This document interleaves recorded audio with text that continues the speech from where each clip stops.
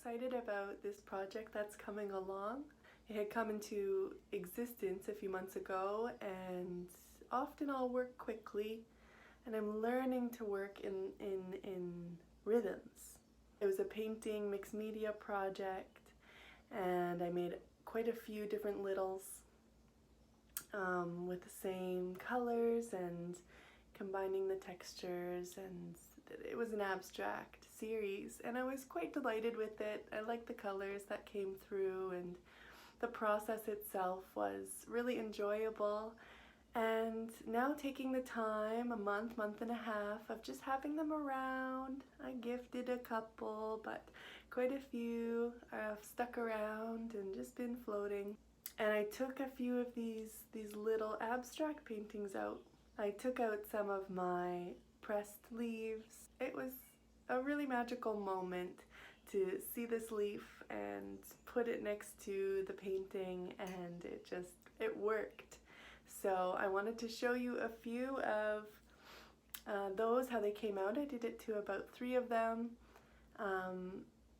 And then I have one other painting that I wasn't quite satisfied with it within the series, and so I thought maybe I would try to push it along, push it a bit further into its process and just see what comes through. So here's just a little glimpse into the night in my art studio.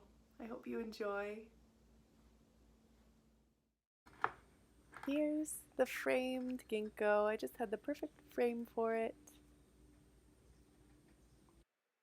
And here are a few that are coming along. It's so lovely to see the different shapes of the ginkgo leaf. I was really grateful to meet that tree in the autumn time, all golden and giving of many, many leaves. So here's the abstract painting from my series that isn't quite doing it for me. Often when I make these, I like to sit with the emotion that comes through. If you know what I mean. It's funny how shapes and colors and dots and lines and scribbles can bring an emotion. My current emotion is a bit unsettled, so I'm going to bring out a few of my favorite mark making tools, black and white. But this painting has a lot of black and white, so maybe it needs something a little different.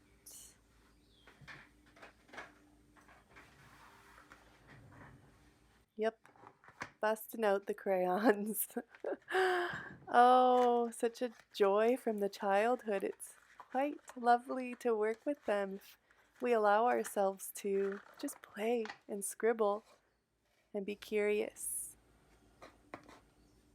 I really remember the smell of crayons as a child, the joy of opening that box and discovering all the different waxy colors.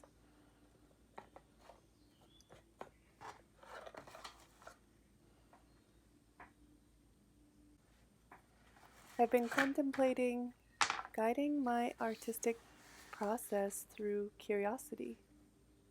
What if? What if I just ripped a little bit of this off right now? Would that change the way I use the utensil? What if I ripped a little bit more?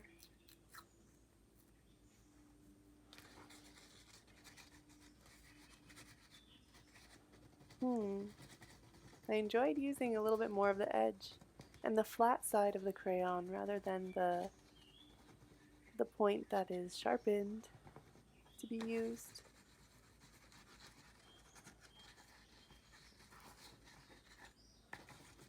The strong black and white contrasts on this piece were kind of bothering me. Thought maybe a bunch of orange could solve it. I mean, what if? Would never know until you try. Try it this way and that way, and maybe another color.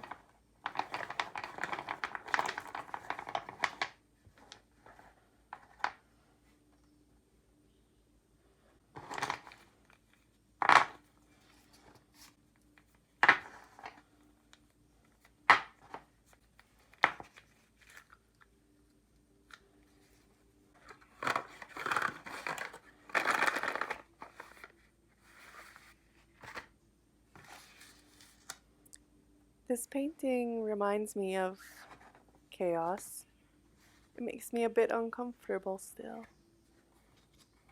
There's lines that are very strong, and some that are just somewhat imitating a line, and I think I might need to break some of those.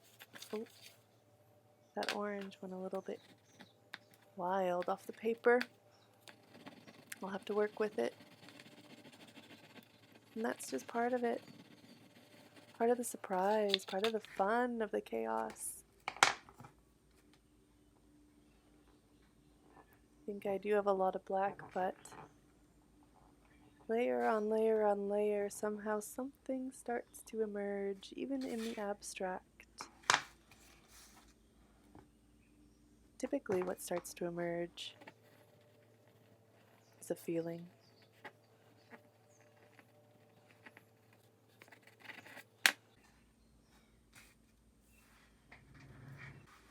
Okay, too much black, too much orange. Let's bring white, my favorite solution to everything. Come back to the white. Oh, I love the cream of this. Don't you just want to dip your finger in it? I do. I want to dip my finger in that. But I'm scrounging for a few of my favorite new and old paintbrushes.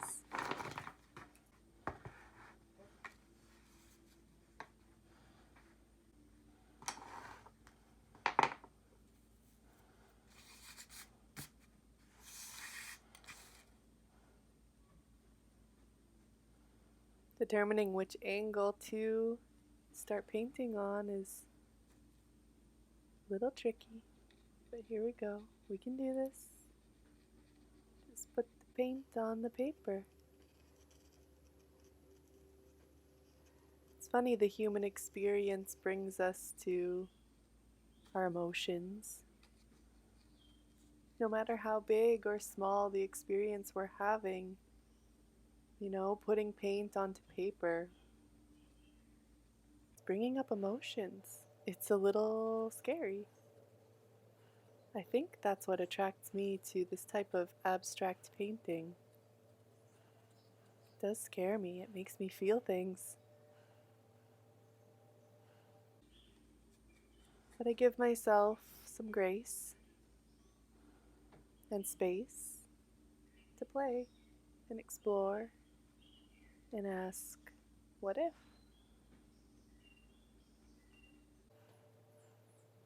What if? When I let what if guide my painting, it becomes a magical place where I thrive,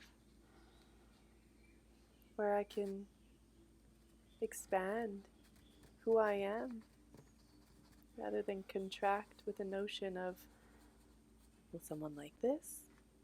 Is this worthy? Is this working out? Those types of thoughts, they've come and they've gone. And I find the practice becomes letting them go. And when the mind chatter comes and comes and comes, to let it go and break free. And often you can see that within a painting. At the end of it, you can tell if the mind has been fixated on worthiness, or if it's been allowed to start to wonder. Be curious, be playful, use crayons, go layer on layer on layer on layer until something emerges